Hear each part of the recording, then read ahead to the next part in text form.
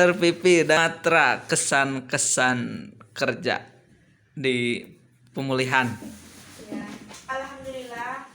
Ini pengalaman pertama sih saya keluar dari Pulau Sumatera ke Jawa. Jadi di sini banyak jumpa orang, udah kayak punya saudara sendiri gitu. Cuman ya tempat kerja itu ada positif dan negatifnya, ada pengalaman yang baik dan pengalaman tidak baik, dan dimanapun kita berada pasti kayak gitu. Nah, cuman kita bersyukur aja kayak kalau misalkan apa yang udah kita alami itu ada pelajaran yang sangat berharga kayak gitu. Ya misalkan kesini, jadi tahu oh ternyata pemulihan tempatnya tuh gini. Nah kalau nggak ikut MS ini kan nggak bakalan tahu kalau misalkan di Garut ini ada namanya pemulihan. Nggak kenal sama orang-orang di sini. Dan alhamdulillah kan jadi pengalaman kerja juga. Jadi kalau misalkan nanti lamar kerja lagi udah ada pengalaman kerja di luar Sumatera 2 tahun. Iya. Yang bisa diambil dari hikmahnya kita mengabdi di pemulihan apa? Sisi positifnya dulu. Negatifnya dulu. Negatifnya itu biasanya gini, kalau misalkan ini kan Nusantara Sehat ini kan dia daerahnya daerah terpencil. Nah itu ada memang untuk pelayanannya itu kita nggak bisa maksimal karena masih ada wilayah-wilayah yang memang nggak susah terjangkau kayak gitu. Jadi pelayanannya agak kurang maksimal di daerah-daerah yang sangat terpencil. Apalagi kan misalkan dokter gigi itu kan dia pengobatannya itu harus tindakan seperti pencabutan, harus ada alat dan sebagainya. Sedangkan untuk pencabutan kan perlu fungsi dental.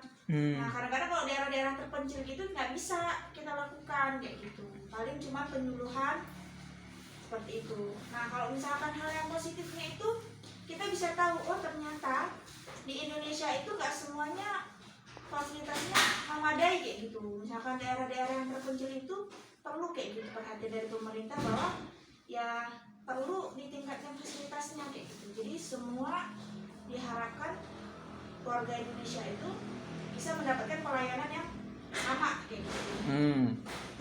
Nah ini kan pas kesini itu pas pandemi ya.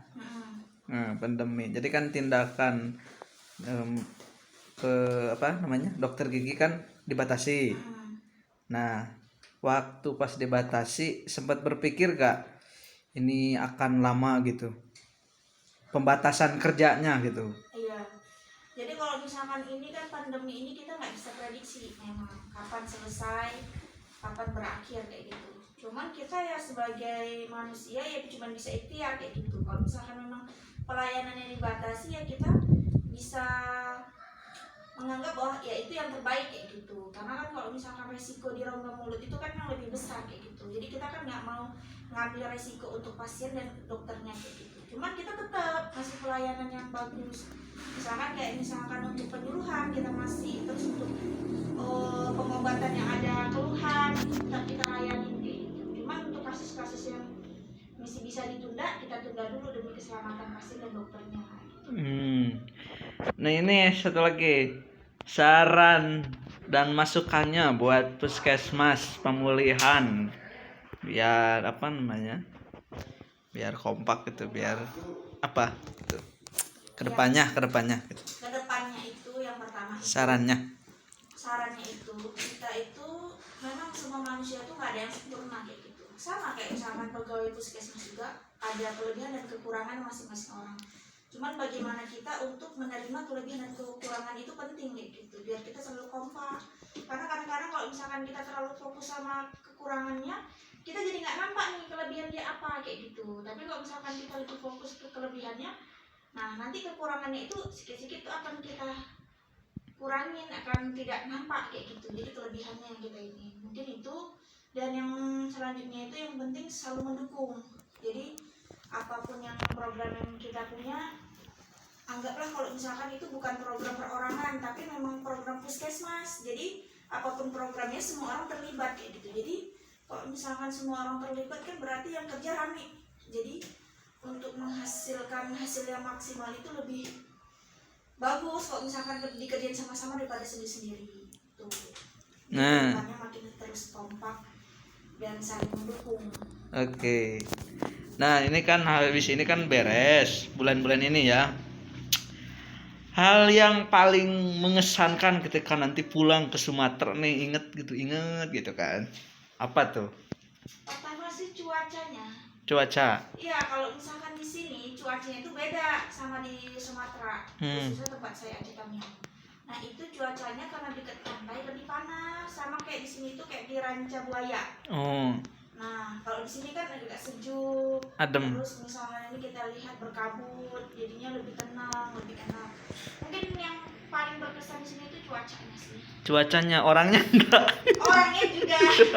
Nah, bedanya nih, orangnya kalau misalkan orang Sumatera dan orang Aceh itu kalau misalkan ngomong tuh logatnya agak tinggi dan agak celetus gitu, jadi ngomong ya apa adanya gitu. Emang nadanya tinggi, terus kalau misalkan beda sama orang Sunda kan ngomongnya lembut. Nah, saya pertama kali kesini orang sini tuh pertama heran dengan logat saya yang nada terlalu tinggi kayak gitu. Nah, itu adalah perbedaan yang sebenarnya cuman karena kita beda pulau, jadi beda kebiasaan. Tapi intinya itu kalau misalkan untuk ya karakteristik dari setiap daerah lah. Kalau misalkan di sini Sunda lembut, di sana tuh emang agak lebih tinggi. Cuma lama-lama udah terbiasa. Itu biasa. Itu aja. Ada salam-salam buat teman-teman. Pokoknya nanti kalau misalkan saya udah selesai di sini, pasti sangat merindukan daerah sini. Karena ya kita namanya manusia, kalau lagi dijalanin, kangen yang nggak dijalanin. Nanti kalau misalkan udah nggak dijalani, kangen yang udah dijalanin gitu. Oke. Nanti bakalan sangat rindu sama puskesmas pemulihan sama pemulihannya kayak gitu. Oke. Terima kasih ini wawancaranya dari channel saya. Oke. Jangan lupa like, subscribe.